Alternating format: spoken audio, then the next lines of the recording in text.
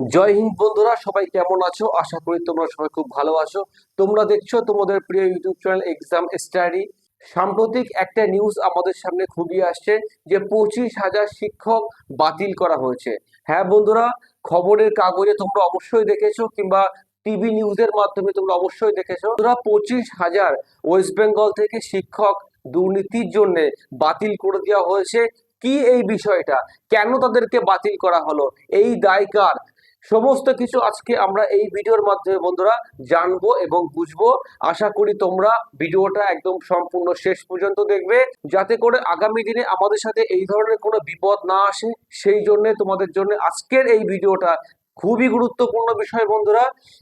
ভিডিওটি অবশ্যই করে সবাই প্রথম থেকে শেষ পর্যন্ত দেখবে এবং যত পারো এই ভিডিওটা তোমরা সবাই শেয়ার করে দেবে, যাতে সবাই এই ভিডিওটা দেখতে পায় এবং জানতে পারে।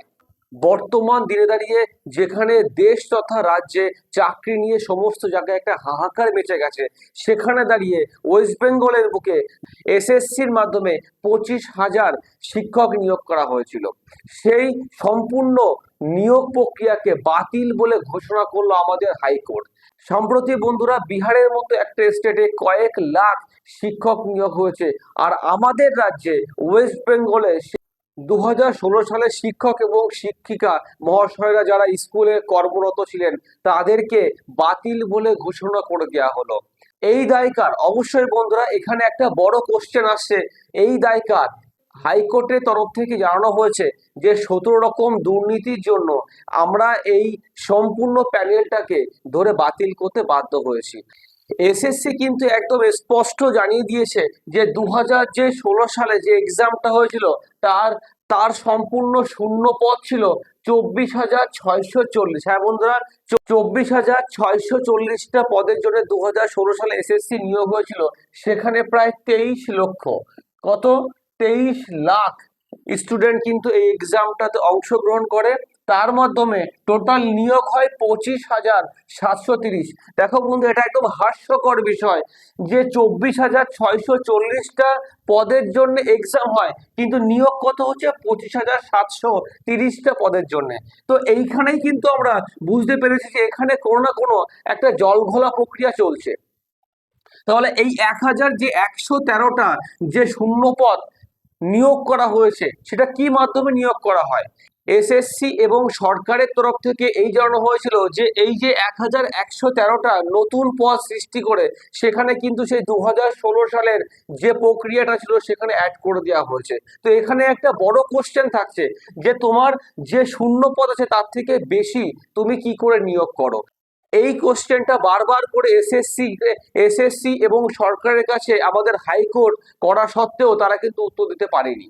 যে কোনো একটা নিয়োগ যখন হয় 100% কিন্তু সেখানে দুর্নীতিগ্রস্ত স্টুডেন্টরা থাকে না। সেখানে এমনও বেশ কিছু কিছু স্টুডেন্ট থাকে যারা নিজের দক্ষতায়, নিজের মেধার জন্য তারা কিন্তু সরকারি চাকরি প্রাপ্ত হয়। কিন্তু হাইকোর্টের তরফ থেকে বারবার সেই নথিপত্রগুলো কিন্তু চাওয়া হয়েছে যে তোমরা এসএসসি বোর্ড এবং সরকার তোমরা আমাদেরকে সেই নথিপত্রগুলো দাও, যে ওএমআর গুলোতে এক্সাম দেওয়া হয়েছিল দাও। সেই ওএমআর গুলো বারবার করে দেওয়ার কথা বলা হয়েছে, কিন্তু এসএসসি এবং সরকারের তরফ থেকে কিন্তু কোনো স্টেপ নেওয়া হয়নি।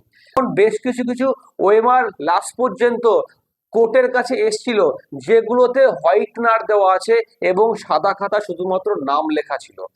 তাহলে এই যে এত বড় একটা দুর্নীতি, তার সাথে কারা যুক্ত আছে, সরকার নাকি এসএসসি বোর্ড? এই প্রশ্ন কিন্তু এখনো পর্যন্ত ধোঁয়াশা। কিন্তু হাইকোর্টের মাধ্যমে জানানো হয়েছিল যে 4 থেকে 5,000 মতো ক্যান্ডিডেট যারা দুর্নীতিগ্রস্ত ভাবে এই পদের জন্য নিয়োগ প্রক্রিয়ায় তাদেরকে নাম সামিল করেছে, তাদেরকে সেই মুহূর্তে তখন তাদেরকে বাতিল করে দেওয়া হোক। কিন্তু এসএসসি এবং সরকারের তরফ থেকে কোনো রকম কোনো স্টেপ নেয়নি। সেই জন্য বাধ্যতামূলক হিসেবে হাইকোর্টের কাছে কিছু আর উপায় ছিল না। সেই জন্য কি করলো, 2016 সালের সমস্ত প্যানেল ধরে হাইকোর্ট বাতিল করতে বাধ্য হলো। এর মাধ্যমে কি হলো, যারা যেসব ক্যান্ডিডেটরা একদম লিগালি ভাবে, আইনত ভাবে নিজের দক্ষতায় তারা চাকরি পেয়েছিল, আজকে তাদের জীবন নিয়ে ধোঁয়াশা। 2016 সালে বন্ধুরা শেষ এসএসসি নিয়োগ হয়েছিল। বর্তমান এখন 2024 সাল, অর্থাৎ দীর্ঘ 8 বছর হয়ে গেছে এসএসসির কোনো নিয়োগ নেই। তাহলে 2016 সালের পর থেকে যারা বিএড করছে, যারা আরো উচ্চ শিক্ষিত হচ্ছে, তাদের যে স্বপ্ন যে তারা একদিন না একদিন স্কুল মাস্টার হবে, সেই স্বপ্নে যারা এতদিন ধরে রাত জেগেছে, দিনের পর দিন যারা কষ্ট করেছে, তাদের ভবিষ্যতের দায় কে নেবে? এটা কিন্তু একটা বড় কোশ্চেন অবশ্যই থেকে যাচ্ছে। এখন থেকে বন্ধুরা আমাদেরকে সচেতন হতে হবে, আমাদের নিজের কেরিয়ার নিয়ে তো অবশ্যই সচেতন হতে হবে। এবং যখনই আমরা সমাজে এই ধরনের কোনো দুর্নীতি দেখব, আমি তুমি সবাই মিলে কিন্তু রুখে দাঁড়াতে হবে। না হলে আগামী দিনে আগামী দিনে যারা আসছে ইয়াং জেনারেশন, তাদের কিন্তু ভবিষ্যৎ একদম অন্ধকারাচ্ছন্ন হয়ে যেতে বাধ্য হচ্ছে। প্রত্যেকটা বছর নতুন নতুন যারা বিএড করছে, হাজার হাজার ছেলে আসছে।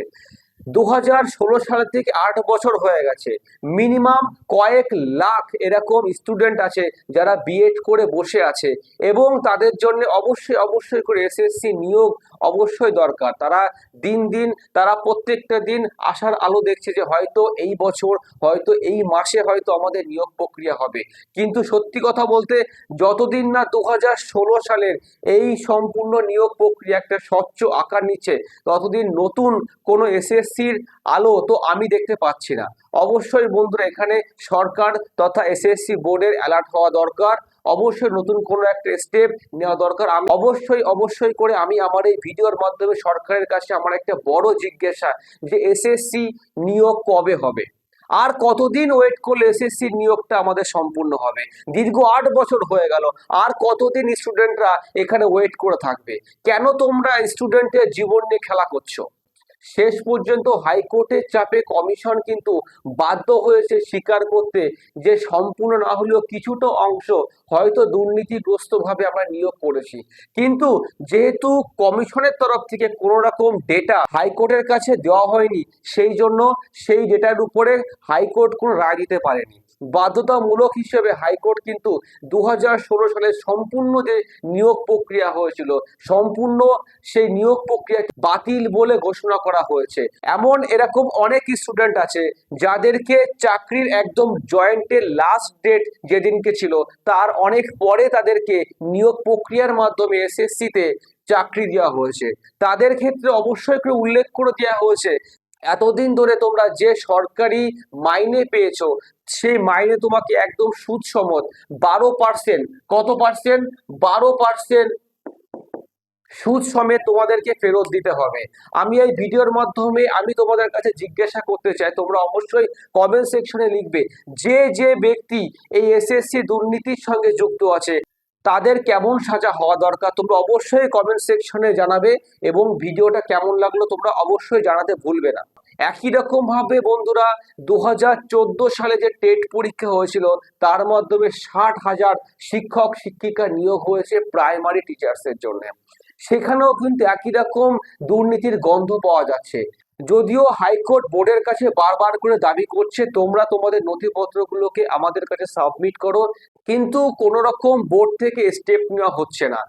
যদি এরকম হয় যে হাইকোর্ট এই প্যানেলটাকেও সম্পূর্ণ দুর্নীতিগ্রস্ত বলে দাবি করে এই প্যানেলটাকেও বাদ দিয়ে দেয়, তাহলে কিন্তু পশ্চিমবঙ্গের বুকে একটা হাহাকার মেচে যাবে। যেখানে বিহারের মতো স্টেট, বিভিন্ন স্টেটে দিনের পর দিন হাজার হাজার শিক্ষক নিয়োগ হচ্ছে, তাদের শিক্ষা ব্যবস্থা আরো উন্নতি হচ্ছে, আমাদের ওয়েস্ট বেঙ্গলের শিক্ষা ব্যবস্থা তখন কোথায় যাবে? একদিকে আপার প্রাইমারি, একদিকে প্রাইমারি, হাজার হাজার শিক্ষক যদি দুর্নীতিগ্রস্তর তালিকায় নাম চলে আসে, তাহলে আমাদের বর্তমান শিক্ষা ব্যবস্থাটা কোথায় যাবে? এই প্রশ্ন কিন্তু থেকেই যাচ্ছে। এখানে কার গাফিলতি?